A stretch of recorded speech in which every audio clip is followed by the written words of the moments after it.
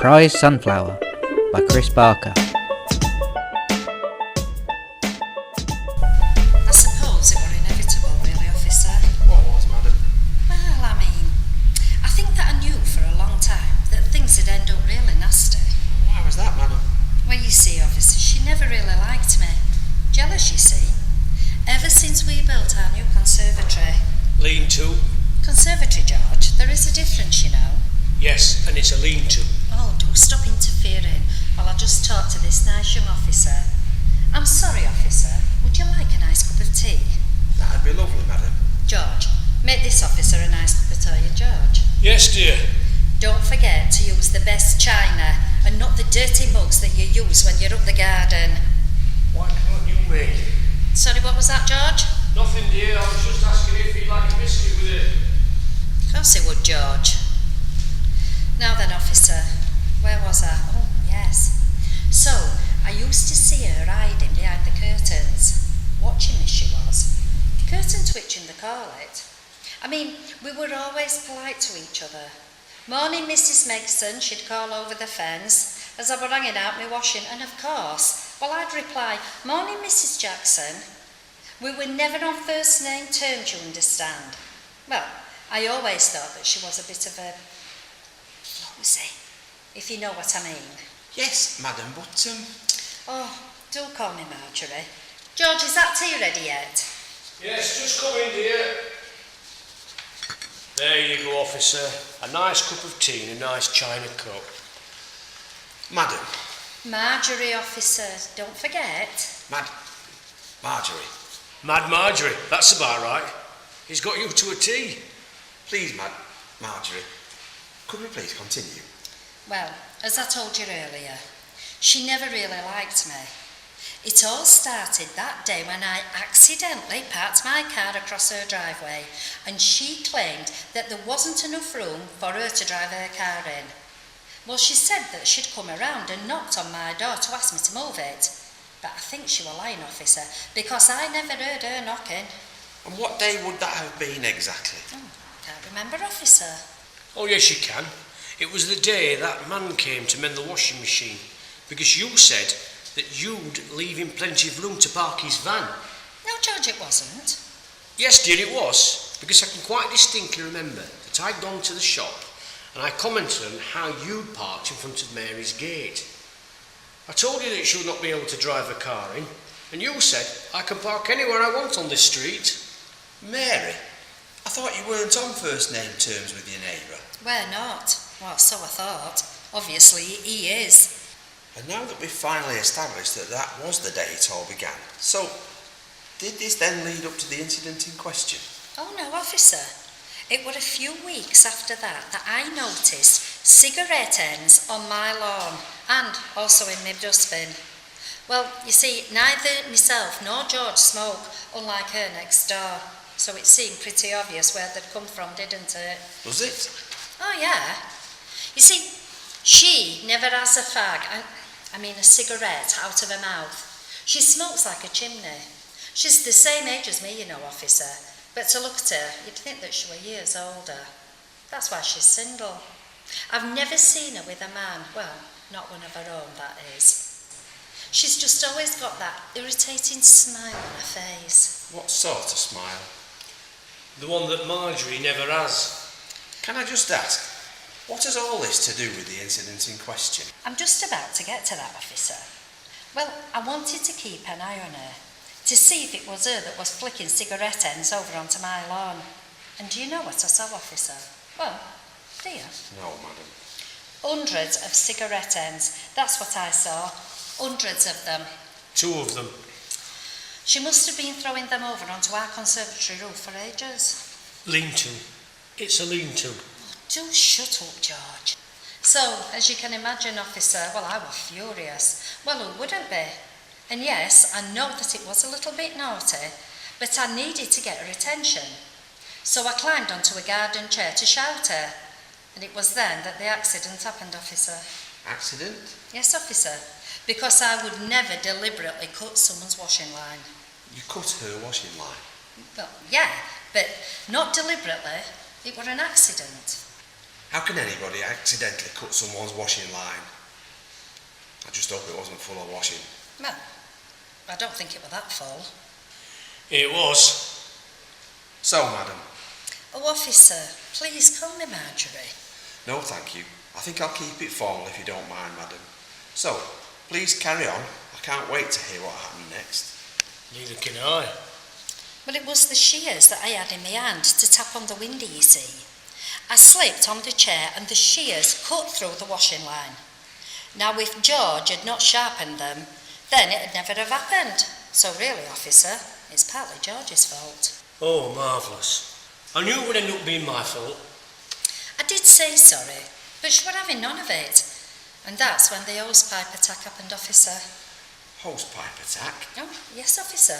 I was attacked with an hosepipe. So, what you're telling me, Mrs. Megson, is that your neighbour, Mrs. Jackson, physically attacked you with a garden hosepipe. Is that correct, madam? Yes, officer. Well, by attack, what I really mean is, A little bit of water sprayed on her. it was not a little bit of water. I was wet through to the skin.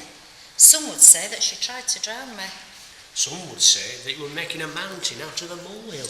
And some would say that you should have been there to support me. But no, not you, George. But I could hear you, inside your poky little shed of yours, laughing. And then what happened, madam? Well, then I shouted, George. George, come out here and just look what she's done to me. Aye, and by the time I got to her, she was dry. I most certainly wasn't. I had to go and change my clothes. Madam, is this going to take much longer? No, I'm nearly there, officer. The following morning, I'd made me muesli and a cup of hot lemon juice, as I do every morning. You should try it, officer. I have it every day and it's wonderful for moving your bowels. And I can vouch for that, officer. Plus, it's probably the only thing that I don't have to do for her. Please, madam, could we please continue? George, make the officer another cup of tea. No, that's very kind, but I really don't want one. It was then, officer, that I noticed the sunflower. Sunflower? Yes, officer, the sunflower. You see, me and George have a competition every year. It's a silly little thing, really, but it amuses us, doesn't it, George? Well, it seems to amuse you, dear. Every year we plant 2 sunflower seeds I plant 2 sunflower seeds. to see whose will grow the tallest. Well, that's when I noticed it. Noticed what? My sunflower. It was quite a shock, I don't mind telling you. It wouldn't have bothered me so much if mine hadn't been a lot taller than George's. There it was, just lying there on the lawn. My beautiful sunflower, decaffeinated. Decapitated. What? What's the difference? Decaffeinated, decapitated, it's all the same. Well, actually, it isn't. Oh, do shut up, George. Why don't you go and play in your silly little shed as you seem to spend most of your time there? Doing what? God only knows. I ask you, officer, how much can a woman take? Obviously not as much as a man has to take. Is that when you threatened Mrs. Jackson with a weapon? No, I never threatened her. I just happened to have the shears in my hand when I was talking to her. So, Mrs. Megson, at no point did you shout through Mrs. Jackson's letterbox that, I quote, "I will cut you up into tiny bits and pieces." No, officer, I didn't. I was shouting it to her sunflower, and so she obviously misunderstood and thought that I was saying it to her. Mr. Megson, would it be possible for me to take a look at the shears? Certainly, officer. I'll just get them for you. I'd like very much to go with you, sir, if that's all right. Yes, and I'd like to go along too. Would you be kind enough to open the shed, sir? George, is that a door in the back of your shed? And why are the 2 chairs in here? And more to the point, George, why is there a dartboard with my picture on it? Is there any reason, sir, why the door to the back of your shed leads directly into Mrs. Jackson's garden? Does it? There you go, officer. There's the hose pipe that she attacked me with. And look, it's pointing into our garden in the direction of where I always sit. You'll need that as evidence. That's provocation, that is. Mr. Megson, could you please explain why the hose pipe is connected up in your shed? Well, And am I right in thinking that if I turn the tap on, that, sir, the water would spray into your garden? And could you please identify these cigarettes in the drawer as yours, sir? yes, officer. And would I be right in thinking that these are the very same cigarettes that were found in your garden and dustbin? Yes, officer. And, sir, just so as the picture I am building is correct, can I presume that those are the shears in question? Yes, you could, officer. The very shears that your wife threatened Mrs. Jackson with? Yes, officer. The very same ones. The ones that I cut Marjorie's sunflower's head off with. You, George, you cut the head off of my sunflower, and you sprayed me with water. And George, those were your tab ends on the lawn. Sir, could I just ask, are you and Mrs. Jackson more than just neighbours?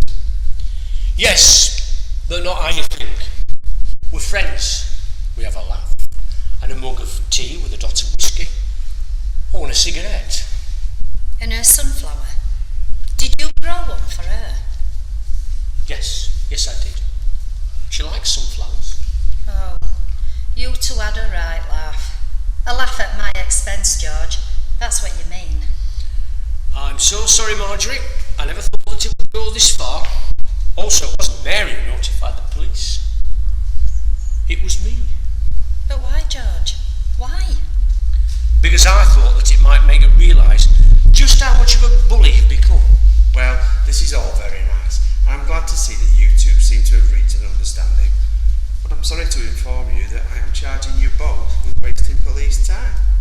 Now, if you'd be so kind as to get your coats and accompany me to the station. Now then, officer, I'm sure we could sort all this silly problem out right here. Marjorie, Yes, dear. put the kettle on and make this nice young officer a cup of tea. Oh, and Marjorie, Yes, George. make sure you use a china cup. Oh, and get some of those nice chocolate biscuits that I know you keep hidden in the back of the cupboard. Yes, dear. Now then, officer, do sit down.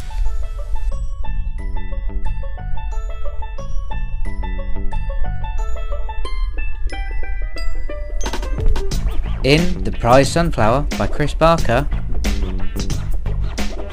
Marjorie was played by Chris Barker, George was played by Paul Casson-Yardley, and the police officer was played by Ian Sales. The producer was Andrew Tildersley.